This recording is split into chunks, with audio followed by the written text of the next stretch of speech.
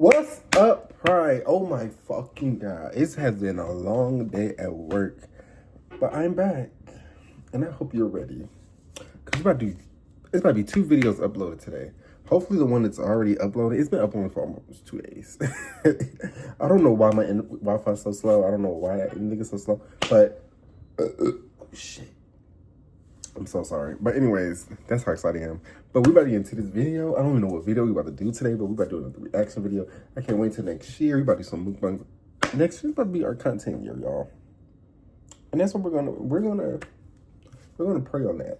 Because it's gonna happen. But anyways, if you like this video, like, comment, subscribe, be part of Pride. Let's get into this, because why not? Why not just, let's get into this. I don't know why was this the first thing that popped up, but we about to watch the worst deaths at Disneyland. That's not funny. But let's go. Deborah Gale Stone was 18 years old when she started her dream job as a hostess at Disneyland's America Sings attraction in 1974. The ride was a rotating theater showcasing the history of American music through animatronic characters. Guests sat in a moving outer ring that rotates to different scenes, while the inner section was stationary. Between each scene, large walls would move, creating temporary darkness as the next set appeared. On July 8th, just 2 weeks after the attraction opened, Deborah was stationed between the stationary wall and one of the rotating platforms. Her job was simple: guide guests and ensure the show ran smoothly. What wasn't simple was the engineering flaw that would turn deadly. The gap between the moving and stationary walls was just 12 inches at its narrowest point, a space that left no margin for error. At approximately 10:30 p.m., as one scene transitioned to the next, something went wrong. Deborah became caught in the narrow space as the massive wall began its rotation. Security cameras didn't cover this backstage area. There was no emergency stop button within her reach. The hydraulic system powering the rotation exerted thousands of pounds of pressure, designed to move regardless of minor obstructions. Guests in the theater heard screams coming from behind the walls. Many assumed it was part of the show's sound effects. The walls continued their mechanical movement, crushing Deborah between them with inexorable force. The compression was catastrophic. Oh my God. Her ribcage collapsed first, puncturing her lungs and heart. Within seconds, the pressure fractured her spine and pelvis. By the time other cast members realized something was wrong and stopped the ride, it was too late. When maintenance workers finally separated the walls, they found Deborah's body grotesquely flattened, blood pooling on the floor beneath her. Medical examiners later determined she remained conscious for nearly 40 seconds, as her body was slowly crushed, experiencing excruciating pain before death finally came. The next day, America Sings reopened with new safety lights and proximity sensors. Deborah's death became a grim reminder of the machinery behind Disney's magic. The derailment disaster. Marcelo Torres was 22 years old when he visited Disneyland with friends on September 5th, 2003. The California native chose to ride Big Thunder Mountain Railroad, one of the park's signature attractions. The Gold Rush-themed coaster was designed to simulate a runaway mine train. Reaching speeds of 30 miles per hour as it twisted through artificial caverns and desert landscapes. Torres settled into the front row of the first passenger car, directly behind the locomotive. What Torres couldn't know was that maintenance crews had been performing improper repairs on the ride for months. The previous night, mechanics had replaced a critical wheel assembly, but failed to install a required safety wire that would keep the axle in place. No supervisor had checked the work. As the train climbed the third lift hill, the unwired axle began to work loose from its housing. At 11:22 a.m., as the train crested the hill and began its descent, the front locomotive's undercarriage violently separated from its chassis. Metal screeched against metal as the cars behind it, still moving at full speed, slammed into the derailed engine. The first passenger car, where Torres sat, bore the brunt of the impact. The locomotive's weight crushed inward, compressing the space where Torres was seated. The collision fractured Torres's chest and ribs with such force that bone fragments punctured his heart and lungs. He remained conscious as blood filled his chest cavity, each breath becoming more difficult than the last. Medical examiners later found that Torres did not die instantly, but suffocated over approximately 2 minutes as his lungs collapsed. Nearby passengers, many with broken bones and facial lacerations, watched helplessly as he struggled to breathe. When paramedics finally reached the scene, they found Torres still strapped in his seat, his body contorted by the crushed compartment. Blood had soaked through his clothing and pooled on the ride's track below. His friends, seated just behind him, had suffered only minor injuries, a difference of mere inches between life and death. The boy who fell from the mountain.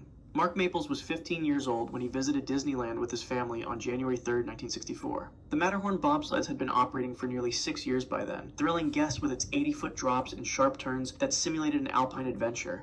The steel-tracked ride, themed after Switzerland's iconic mountain, was the first tubular steel roller coaster in the world. Mark and his friend boarded a bobsled car in the afternoon, securing the simple lap belt that was the ride's only restraint system. As the bobsled climbed the initial lift hill, Mark was visibly excited. Other passengers in nearby sleds later reported that he had been daring his friend to raise their hands during the drops. The cars reached the top of the first hill, preparing for the signature plunge that made the ride famous. What happened next occurred in just seconds. At the crest of the hill, as the bobsled began to pick up speed, Mark suddenly stood up. Whether it was a moment of teenage bravado or a misunderstanding about the ride's mechanics remains unknown. The physics were unforgiving. As the sled pitched downward at 20 miles per hour, Mark lost his balance. His center of gravity shifted forward and the momentum pulled him completely out of the vehicle. Mark fell approximately 30 feet before striking the steel track below. Primary impact was to his skull, causing an immediate depressed cranial fracture. Bone fragments were driven deep into his frontal lobe. Though the brain damage was catastrophic, death was not instantaneous. Medical examiners later determined that Mark remained alive for at least 2 minutes after impact, his breathing shallow and irregular as his brain began to swell inside his shattered skull. Ride operators found him splayed across the track, still conscious but unable to move or speak. Yeah, what Blood do you pooled do? beneath his head, running down the manufactured mountainside in thin rivulets. By the time the park's medical team arrived, Mark had slipped into a deep coma. He was transported to a nearby hospital where, despite emergency surgery to relieve the pressure on his brain, he died 3 days later without ever regaining consciousness. Decapitated on the slopes, Dolly Regine Young was 48 years old when she visited Disneyland in January 1984. The Matterhorn bobsleds had been one of the park's signature attractions for decades, and Dolly was eager to experience the Alpine-themed coaster again. The ride featured toboggan-style vehicles that raced through an artificial mountain at speeds approaching 30 miles per hour. Each three-person bobsled was equipped with seatbelts, but ride operators didn't always verify they were fastened.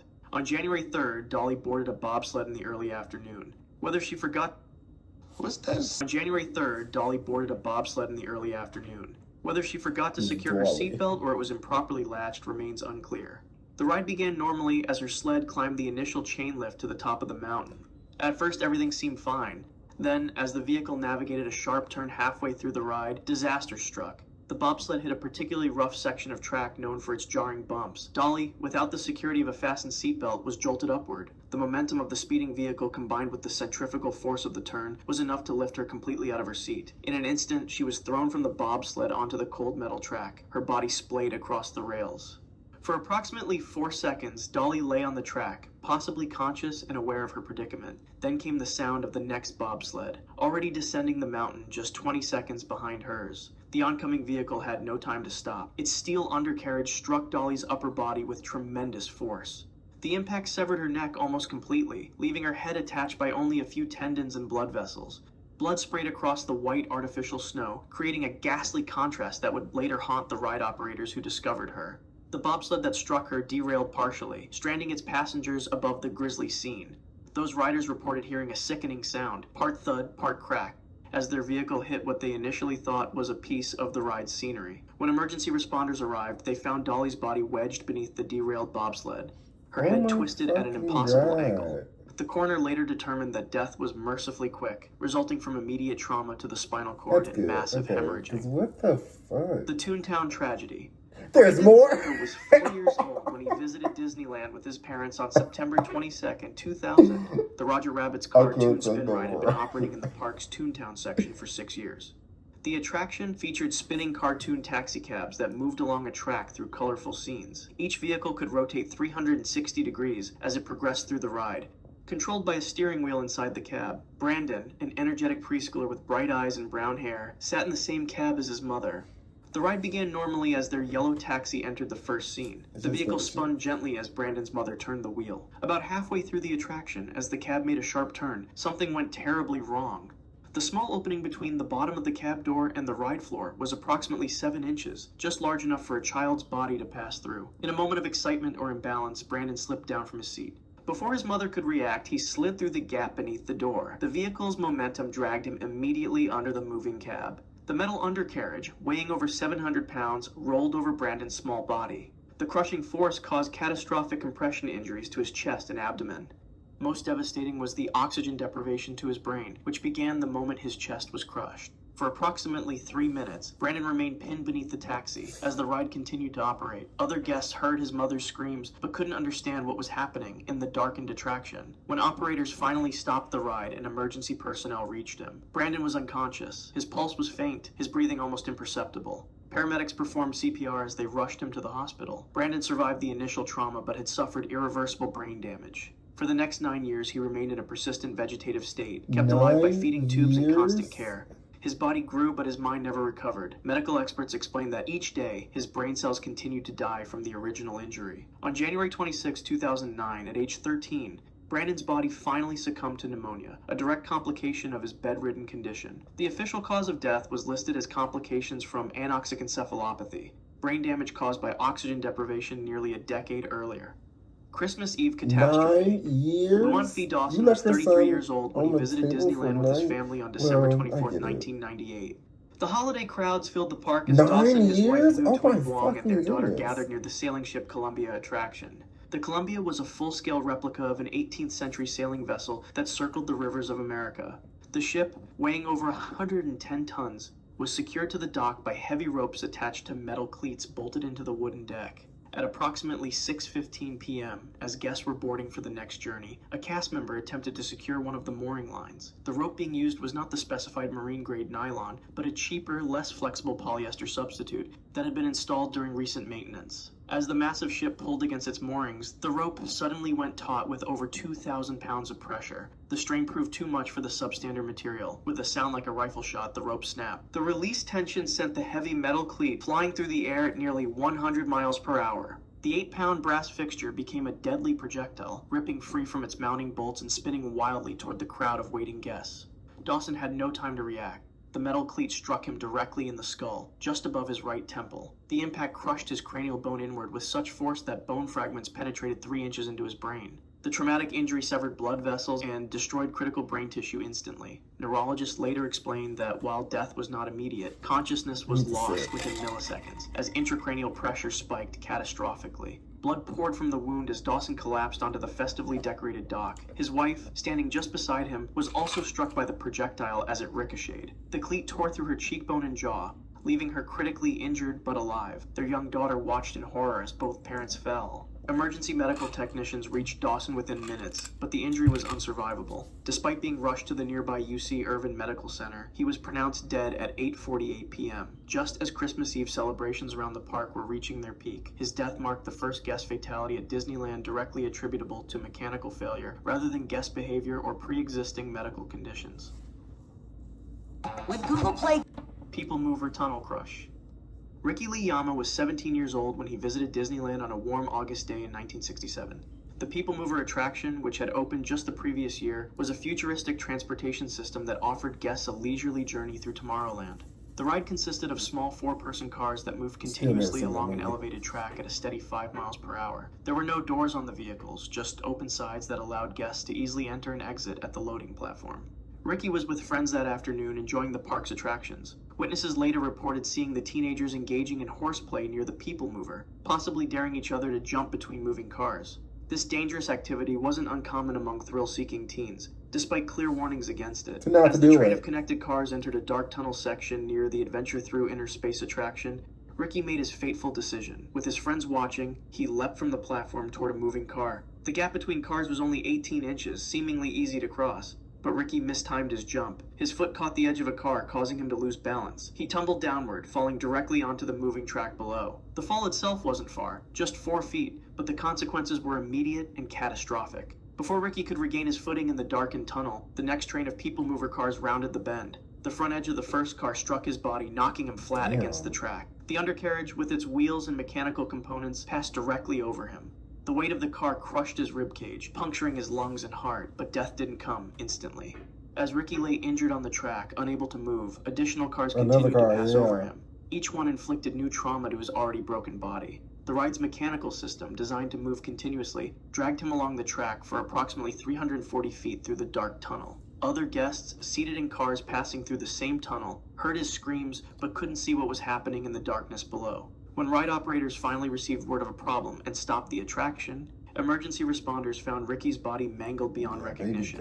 The medical examiner later determined that he had remained conscious for at least 40 seconds after the initial impact, experiencing the full horror of being crushed and dragged before blood loss and organ damage finally ended his suffering. Monorail track trespass. Thomas Guy Cleveland was 19 years old on June 7, 1966, when he attempted to sneak into Disneyland during the park's annual Grad Night celebration.